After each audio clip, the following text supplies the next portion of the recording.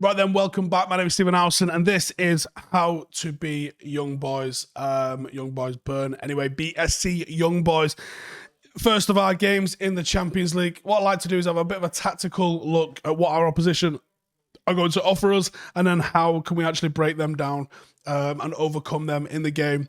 Consideration for this game is what sort of squad rotation, if any, is Ollie going to put out in this game, and we'll obviously cover that as well as giving you a little bit of insight about what Young Boys are all about. So they're currently fourth in the Swiss Super League. In their first 5 league games, they've won 2, drawn 2, and lost 1. However, they did smash league leaders FC Zurich 4-0 this weekend. Bit of a tasty one for them. They've won their 4th consecutive league title last season. A bit of a canter for them as well. It was easy. They won it by 31 points. That's ridiculous. They only lost 2 games all season. They just had a bit of a shaky start to the season. Right, this is how they line up. They like to go with, well, they're missing 5 of their players for the welcome of United. These injury casualties include Lustenberger and Nsame, Montero and Petitjean and Maya. They're all injured through... or they're all out with injuries for the game tomorrow night. There might be a place for Ibischer in midfield after the 2 goals that he scored against Zurich on Saturday, but there's anticipated to be quite a few changes from the weekend, with Camara and Sierra probably going to be in the lineup for the home side. Starting 11-wise, it's a 4-4-2, and it's going to be Balmus in net, Hefti, Camara, Zeiska and Garcia with Fashnat, Sierra, Abisha, Ngamalu, and Ayla, and then Sebachu making the 11. Yep, mental. And I'm sorry if I butcher any of those, but that's what it's probably going to be. So it's going to be a 4-4-2. They are direct, they are quite dynamic, and they like the 4-4-2, and that's what they've been leading themselves to with league titles with every season at the club so far. That's Gerard Seone, who is currently the gaffer. The natural disadvantage of the 4-4-2 is that it can be overloaded in midfield, and it can be stretched, as shown, well, tons of times over the last 20 years. Young Boys do manage to work hard, and they like to nullify the overloads by dropping into midfield, by using cover shadows, and having a bit of an option-orientated press coming from central midfield. Now, with that, it means that they often move into what more looks like a 4-3-1-2, with one central midfielder moving higher to press someone who's in a single pivot, usually like a number 6 or a ball-playing deep-line playmaker. In possession, they're quite strict, and Seone employs a style of football that could probably be considered to be quite rare in football nowadays. And that's with Young Boys playing the second most long passes per 90 in a Swiss league last season. Fullbacks are going to push up high, they're going to get wide, they're going to have to look to supply them with width, and then to get the attacks in central. The fullbacks are vital to that width, because the fullbacks often move into space behind the opposition central midfielders, giving them a little bit more depth and more angles than you would traditionally get with your static flat 4-4-2. And because the direct passes are often played into the strikers, they're looking for them to sort of hold up and win it. When they don't, they've got the vertical support behind them from the narrow wingers. So this is a game United need to be on our toes against. Starman is Jordan Saibachu, and he's a forward. He was joined on a permanent deal this summer, came from Rennes for 2.25 million. He's got 6 goals and 2 assists in 11 games so far. He's 6'3". He's imposing. He's big. He is a physical focal point of this team. He's also quite technically sound, and he's able to link the ball up and lay it off quite well. He is vital for what Young Boys like to do in terms of getting the ball up the pitch and playing off him as a physical focal point. They look to bypass midfield when it comes to a build-up, and they look to go straight to him whilst going forward, getting players in, around, and off him. So if you shut him down, you've got a very good chance of shutting down Young Boys completely. They average 58.4% possession in the league this season, which is a league high, which suggests that even though they've got a tendency to play the most long balls or second most long balls in the league, that they're still capable of playing football, knocking it around. It could be to do with the fact they've got more quality than everybody else, and as champions, they're likely to have more ball than anyone else. It could also mean that that is a tendency of their play as well. The inconsistent start has largely been down to poor finishing, which I think is what's let them down. They got the worst shot on target percentage in the league with 27.2, which also with attempting the most shots. So it seems like they will shoot from anywhere, and they'll be poor with their finishing because of that. Width is such a big element to how they play as well, and they've attempted 135 crosses this season, which is often the case when it's 4-4-2. You've got a couple of targets in the box. You're going to look to try and get behind them, and you're going to try and hit all 6'3" of Jordan Sebachu in the centre.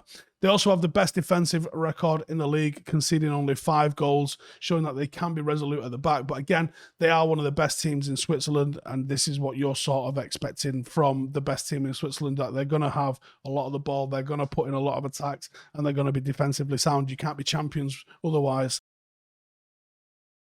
Now, I would play Varane. I don't think Solskjaer's going to play Varane. I think this is the 11 that he's going to be with. I think it'll go with De Gea in net because I don't think Dean Henderson's quite ready yet. I think Shaw and Maguire will probably keep their place. I reckon he gives Varane the night off. And I think he brings Lindelof in. And in my eyes, that's probably the first mistake. Lindelof against this type of system, probably not going to go too well. You're going to want someone who's big and physical in the air. Maguire can do it, but they're not going to line him up against Maguire because they know that'll be a 50-50 challenge at best. They're going to line him up over Lindelof if it's Lindelof who starts. I would bring Dalot in because I think he's going to feature for United going along the season, and I think he needs minutes to feature. So I would feature Dalot. And again, that could be something that they look at to target. You're going to have a lot of the ball, so you're going to get the benefit of him being on the ball, and hopefully he'll be able to break down what I'm anticipating is going to be quite a solid low block from Young Boys.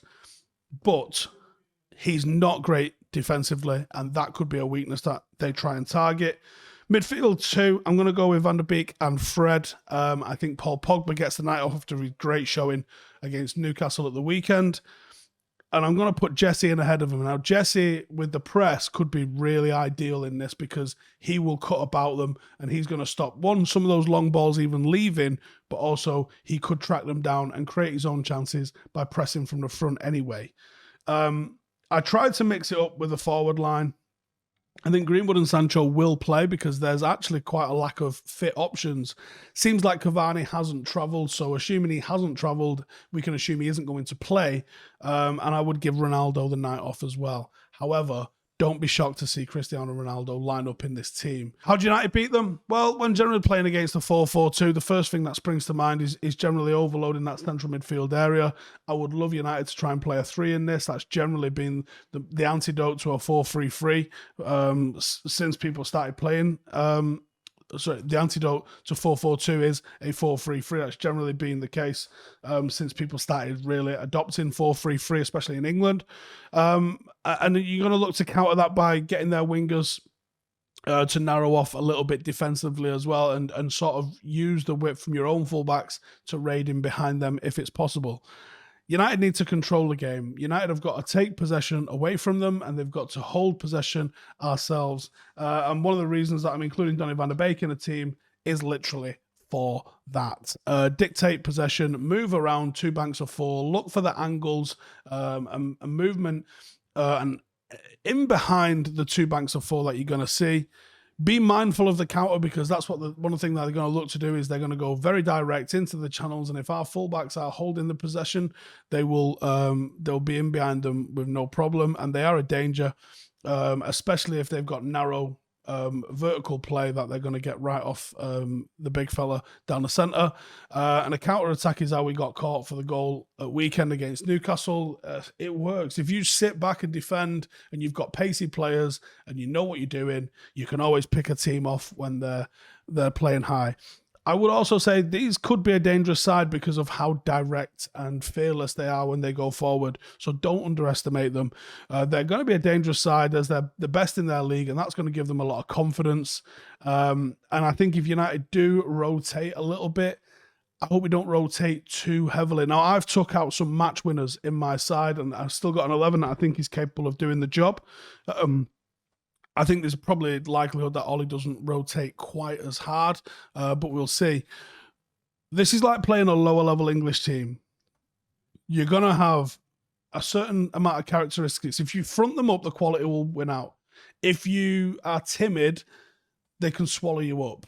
And one of the big things in that is the second balls. It's going to be a scrap. As they pump a ball up to the centre halves, we have to deal with it. So I would give Ronaldo, Bruno, and Pogba the night off. I wouldn't give Varane the night off, but I've left it as this because this is what I think Solskjaer's going to go with, and I do think that Lindelof is probably going to be an issue for us. But in possession, United don't have a hell of a lot that we need to necessarily worry about. I think that because they're a team that's used to having a lot of the ball, their low block won't be quite as well drilled as it is, say, like Newcastle.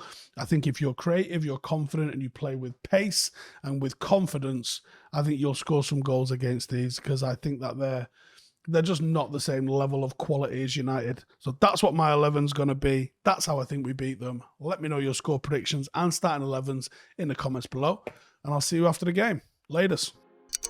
Hey, thank you for watching the video. If you are new around these parts, then don't forget to subscribe. My channel is proudly supported by my community on Patreon. If you'd like to get a little bit of extra content, a Discord group, meetups, five-a-side games, weekly podcasts, behind the scenes, and even an occasional bit of transfer news as and when I get it, then for the price of a pint, you can show your appreciation for the content that we make and get some goodies for doing so as well. Check the link in the description or click the button right here. You'll also find all of my socials here too if you want to follow me on any of those platforms. Nice one.